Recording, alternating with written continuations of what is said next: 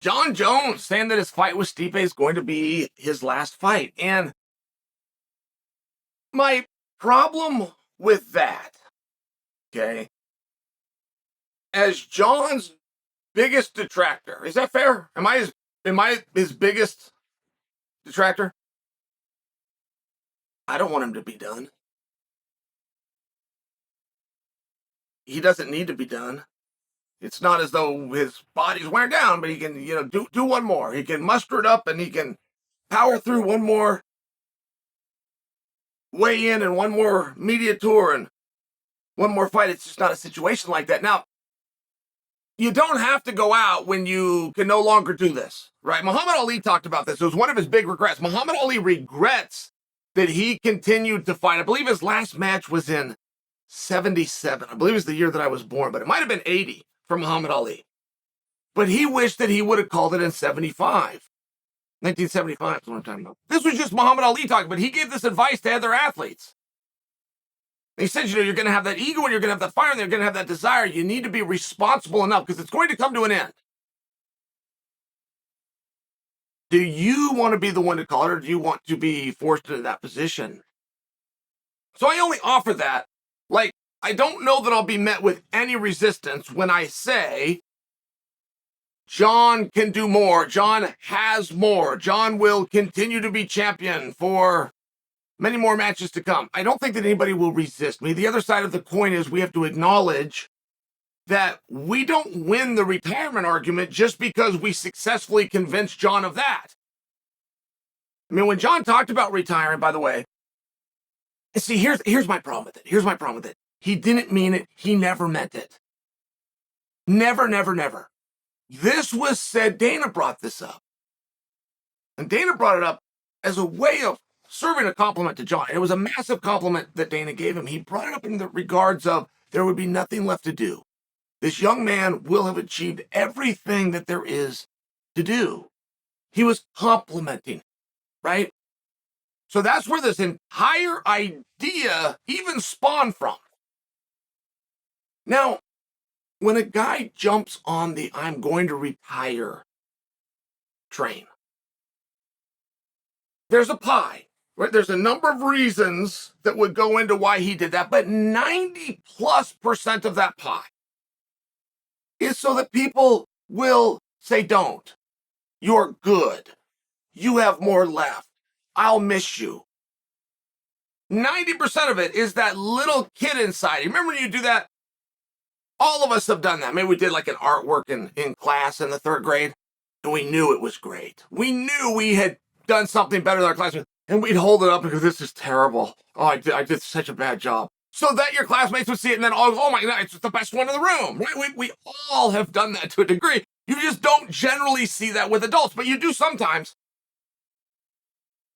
And I think there's more to the pie. I think that Jon also thought supply and demand. This will be a good way to market and bring attention to the fight as a way of selling pay-per-views. I don't know that he's wrong on either. I can tell you for the 90% part of getting compliments and being told, hey, don't leave. We don't want you to leave yet. I just did it. And for the 10% of buying pay-per-views, I'm not going to miss it. I think it makes sense. Do you guys agree with me? Here's the problem. When you start doing that just as a human being, from a psychological standpoint, when you start doing that as a human being, you start saying something over and over, you start to believe it. And over a period of time, you forget why you started saying it. It's called marking out for your own gimmick, where you fall for your own BS. And only a sociopath can do that. There's not a lot of times that you actually meet a sociopath. You just hear that term thrown out. A sociopath is somebody who believes their own lies. Okay, great. We're dealing with one. And I do have a fear that over a period of time, he's going to forget that this was about selling. He's going to forget that this was about getting some pats on the back. And he's going to believe that it's his last fight. And it could become his last fight. I mean, things can get weird really fast. If Jon were to fight Stipe and realize, hey, this isn't my last fight, but he says it because he'd been saying it and he doesn't want to look like he's going back on something, and I'm a man of my word, or whatever this is, and a period of time goes by, they will strip him. And they will book another match for the top. Now all of a sudden, coming back, it's different. It looks different. It feels different. You're climbing a mountain again. It just becomes one of these situations that I feel we should avoid. And a lot of this is because I have inside information. I know that when they weren't able to get the Stipe and Jones fight done, that plan B was looked at in the form of Sergey Pavlich. And I know that that idea was taken to Jon to feel him out. And I know they expected a no, but they didn't get one. They got a yes.